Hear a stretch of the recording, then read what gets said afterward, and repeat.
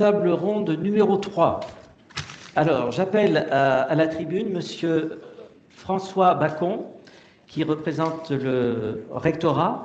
Alors, François Bacon, vous êtes inspecteur d'académie, inspecteur pédagogique régional, sciences et techniques industrielles, si j'ai bien noté. Ensuite, j'appelle Violaine Roussier-Michon. Vous êtes enseignante-chercheuse en mathématiques à l'INSA Toulouse et vous êtes par ailleurs directrice du centre Gaston Berger, dont la mission est de faire vivre le modèle INSA. J'appelle à la tribune également Pascal Rigaud, de l'ISAE Supaéro, directrice de projet stratégique pédagogique et développement des formations. Et enfin, non, c'est pas enfin, et Ludovic Daudois, vous êtes directeur général de Comat et président de la commission espace du Club Galaxy, dont vous nous parlerez, j'en suis certain. Et enfin, Guillaume Fica-Andrieux, vous êtes directeur ouest-sud-ouest de l'entreprise Sistra. Vous avez dans vos activités une activité proche des jeunes et de la formation, puisque vous êtes intervenant professionnel au master Transmob et que vous êtes également chargé de TD à l'École nationale des travaux publics de l'État, ce qui rendra encore plus précieux votre témoignage et vos interventions. Bien. Pardon. Oh, pardon. C'était pas prémédité. Je vous en prie. Donc, on applaudit donc Enzo Baraldi, étudiant en génie des procédés. Je retiens essentiellement, mais pas exclusivement, que vous êtes président d'ICF Toulouse depuis 1 an, c'est ça? Voilà. Que vous en parlerez peut-être de cette association Ingénieurs sans frontières. J'ai retenu que c'était une association qui essayait de promouvoir le technique au service d'un monde plus juste. Voilà. Bien, alors, nous avons sur cette table ronde trois axes de réflexion. Le premier, c'est un axe qui concerne l'éducation et l'orientation, compte tenu des constats qui ont été faits précédemment. On s'en doutait un peu, donc il faudra l'approfondir.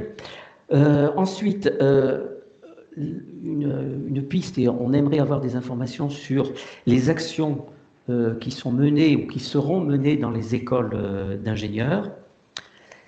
Et enfin, le troisième axe, les actions menées dans les entreprises, les idées des entreprises pour faire face à la situation. Alors, je vous propose de commencer par le premier axe. Alors, c'est une question là, qui est dirigée vers M. Bacon. On a bien compris donc que, compte tenu de la situation, et du manque d'appétence des jeunes, a priori, concernant ces métiers, qu'il faudrait peut-être envisager une action de boost de l'appétence de ces jeunes, et d'une manière peut-être un petit peu plus précise, avant de parler de l'orientation vers les métiers de l'ingénierie, c'est de dire comment on motive les jeunes pour choisir des carrières, enfin des matières, des filières dans les maths, dans les sciences et dans la technologie. Alors, tout d'abord, mon intervention, je souhaiterais repositionner un certain nombre de choses et de chiffres et de données, parce qu'il est important quand même d'avoir des éléments statistiques qui sont réels. Au niveau des EDS, dans le cadre du bac général, la place des sciences n'est pas en décroissance, au contraire. Vous avez des flux, par exemple, vous avez 44% d'élèves dans le bac général qui choisissent les mathématiques. Donc, et c'est en augmentation de 7 points. Vous avez, depuis 4 ans, le taux de choix, alors je parle un peu technique, c'est-à-dire que vous savez, en bac général, les élèves doivent choisir en terminale, 2 enseignements de spécialité. Il y a des enseignements de spécialité, de sciences et puis d'autres domaines. Et vous avez notamment la doublette la plus importante, c'est la doublette maths-physique. D'accord ? Et ce taux de choix vers des doublettes scientifiques sont passés de 17 à 21% en 4 ans. Donc en fait, dire que la place des sciences est en décroissance, c'est inexact. Par contre, là où effectivement on peut avoir ce sentiment, c'est parce que ça ne veut pas dire pour autant que tout le monde s'oriente vers les métiers d'ingénieur. D'accord ? C'est-à-dire qu'il y a aussi des domaines, dans le domaine des sciences type de la vie, et notamment médecine, etc., qui orientent aussi, qui appellent aussi des domaines scientifiques. Donc, ce qui fait qu'on a aussi cette dimension-là. Donc, ça veut dire que c'est aussi apprendre à orienter, à redonner de la perspective. Alors, justement, il y a le kakémono qui est à ma droite, là, qui est très représentatif d'un des axes aussi qui est important. Pourquoi, finalement, on a tous ces chemins? C'est parce qu'on veut permettre d'offrir à l'ensemble de nos élèves plusieurs chemins. Au même titre, il n'y a pas qu'un métier d'ingénieur, parce qu'on parle du métier d'ingénieur, mais en fait, il n'y en a pas qu'un, il y en a une multitude. Vous avez une multitude de chemins.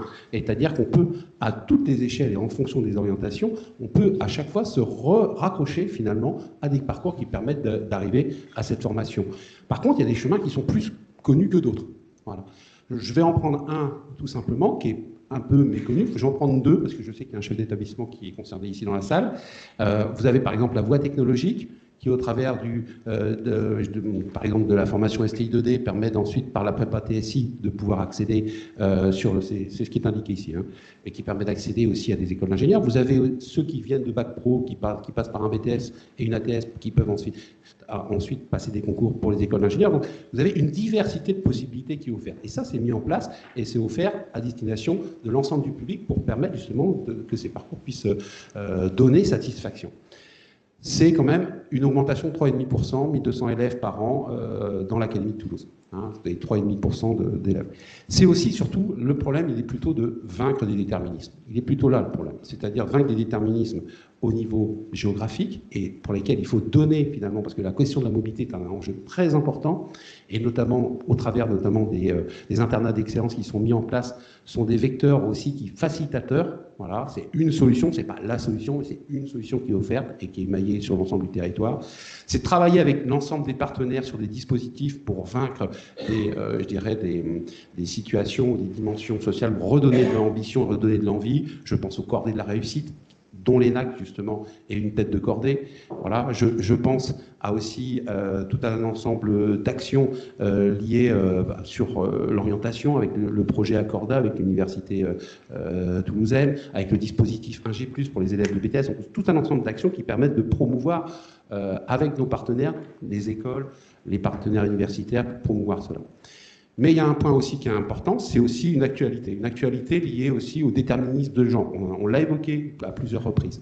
Ça, c'est un axe et une priorité nationale, alors pas depuis cette rentrée, mais c'est un axe national réaffirmé à cette rentrée avec un plan filles et mathématiques, qu'on aurait dû appeler, je pense à mon sens, plan filles et sciences, parce qu'il faut l'élargir, ça concerne l'ensemble des sciences, mais en particulier avec un focus différent, où on va former des enseignants du premier degré, du second degré, collège et lycée, avec une ambition et une politique volontariste de vouloir augmenter de 5000 jeunes filles vers les enseignements de sciences en bac général. 30% d'élèves en CPGE devra être du public féminin. C'est par cette volonté de vouloir mettre en place, de mettre à un moment donné je ne vais pas dire des quotas, mais au moins des chiffres qui sont des repères, qui permettent de pouvoir, on va pouvoir avancer à ce niveau-là, parce que la position des filles, effectivement, dans le domaine des sciences et dans le domaine de l'ingénierie, est une vraie problématique, on l'a répété. Et puis un dernier point que je voudrais citer, c'est aussi la volonté, parce que c'est l'année de l'ingénierie, c'est ce qui était marqué ici, et ça c'est aussi, on veut que cette année puisse être un focus fort pour justement éveiller, dynamiser finalement l'action de notre académie sur tout un ensemble de dispositifs qui sont mis en place, sur des dispositifs avec l'université, avec la Maison pour la Science, notamment parler de l'Académie des Technologies. On a des formations qui sont proposées par l'Académie des Technologies pour justement parler des nouvelles technologies qui sont mises en place. Et aussi, il y a un point, et c'est là où on a aussi besoin de vous pour animer ces actions-là, c'est par exemple tout ce qui est les Olympiades. Les Olympiades sont des vrais vecteurs, je dirais, de porter justement des ambitions pour nos jeunes. Et tous ceux qui y participent sont toujours investis dans la volonté de vouloir aller se tourner vers les métiers de l'ingénierie. On a les Olympiades des sciences de l'ingénieur en particulier qui sont très importants et qui à notre sens, on a souvent des difficultés à les mettre en place chaque année. Mais cette année, on veut vraiment mettre un focus pour mobiliser l'ensemble de nos établissements pour aller vers cela. Mais je parle des Olympiades des sciences d'ingénieur, je pourrais aussi parler des Olympiades de mathématiques et des Olympiades de physique-chimie. Il y a mon collègue de physique-chimie qui est ici, il faudrait que j'en parle. Voilà. Merci. Merci beaucoup. Alors donc, nous retenons que le cœur de l'action, c'est le fait de vaincre les déterminismes, tout de même. Alors, on entend bien vos propos. Tout à l'heure, on a entendu le témoignage d'une personne qui se trouvait un petit peu perdue dans la jungle des chemins. Est-ce que néanmoins, vous avez conscience, je pense que oui, mais est-ce que vous pensez qu'il y a des moyens de mettre des panneaux indicateurs pour les gens plus précis pour que cet aspect-là de jungle, de labyrinthe soit atténué?